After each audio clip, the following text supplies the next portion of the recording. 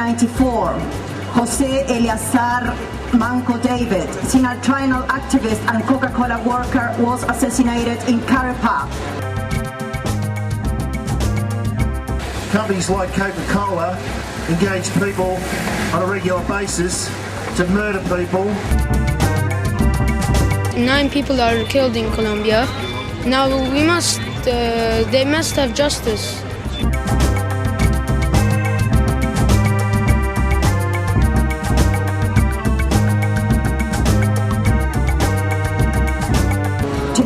Of April 1995, Luis Enrique Gómez Granados, sinal trial activist and Coca-Cola worker, was assassinated. Coca-Cola is one of the largest multinationals in the world. Their records in regards to the treatment of the workers, especially in Colombia, is atrocious. 5 of December 1996, assassination of Isidro Segundo Gil, Secretary General of Sinal Trial in Carepa. Last year there was a total of 170 workers that were murdered. So far 29 trade unionists have been killed this year in Colombia.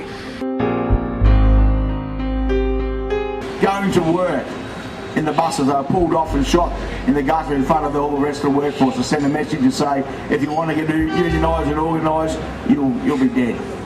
He was assassinated by paramilitaries inside the plant while negotiating the workers' collective agreement. To have Coca-Cola run around and spend millions of dollars on these big flash ads and give some basketballer $1 million to do whatever he's got to do for 15 seconds on television, and then just crush the people that work for him.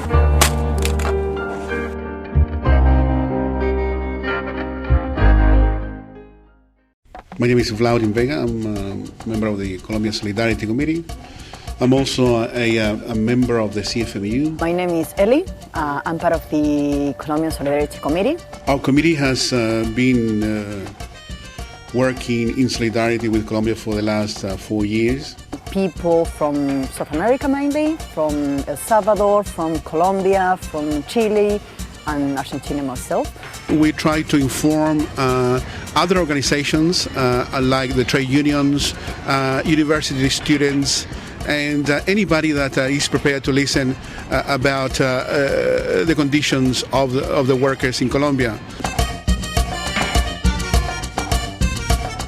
One of the most important things is sort of showing that, that unions in Australia also support unions overseas, and there's that international solidarity. We are supported also by other unions like the metal workers. This is an issue that we're going to be taking up right across the building industry. The CFMEU and the United Steelworkers of America, they're two of the unions that are leading support for Colombian trade unionists.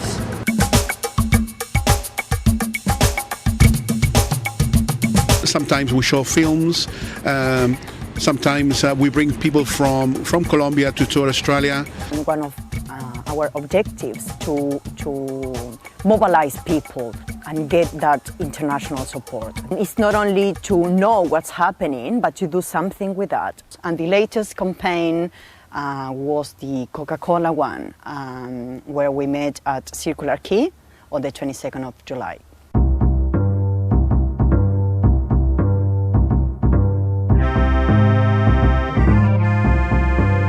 Every worker has the right to demand really good working conditions, and these rights are not existent in Colombia. It's unacceptable what I've heard of the way that Coca-Cola is treating its workers.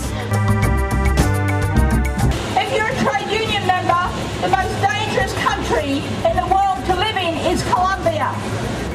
According to the International Confederation of Free Trade Unions, 184 of the worst 213 confirmed killings of trade unions in 2002 occurred in Colombia.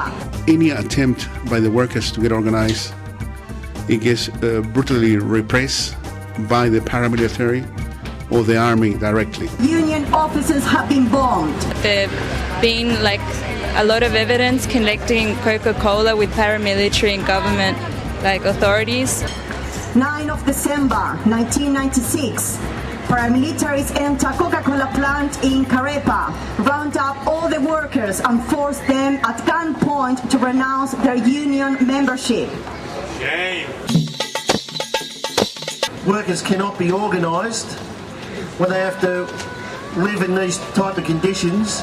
The politics of the ultra-right-wing government of Álvaro Uribe have a lot in common with that of the paramilitaries, which are little more than the food troops of Colombia elite, such as big businesses, large land owners and drug cartels. Their profits increase when workers are paid a pittance, and workers are paid a pittance when trade unions find it hard or impossible to organise.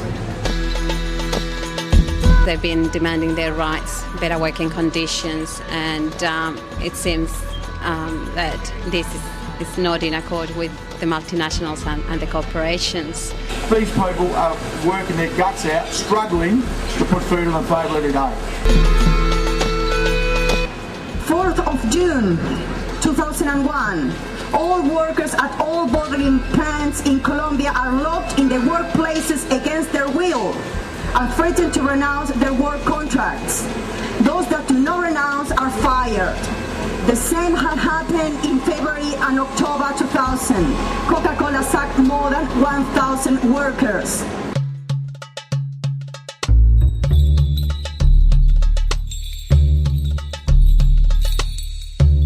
In addition to the intimidation from the company and paramilitaries, Sinal has also been subjected to repression from the state, which is trying to drive through its neoliberal politics at any price.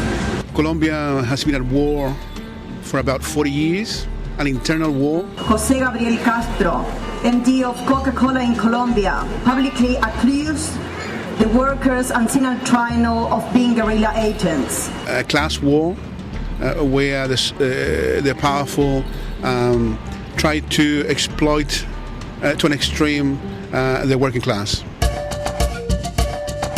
Throughout Colombia, people are getting organized at all levels: students, secondary, university, workers, miners, peasants.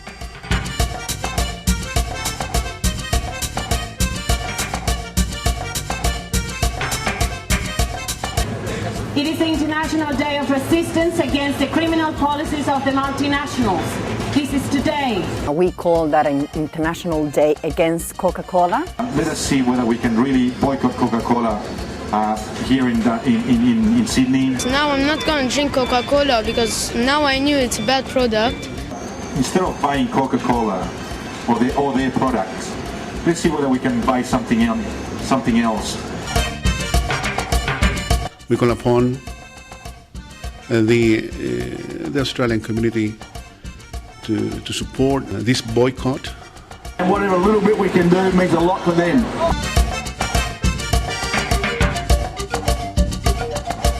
Not many people know about it, and when they find out that this company is actually doing that, well, people have every right to get very angry. It's important for Australians to realise what's going on in countries like Colombia, where workers are treated so badly. We got the word out and it had a lot of interest with people walking by. Coca-Cola, enough is enough.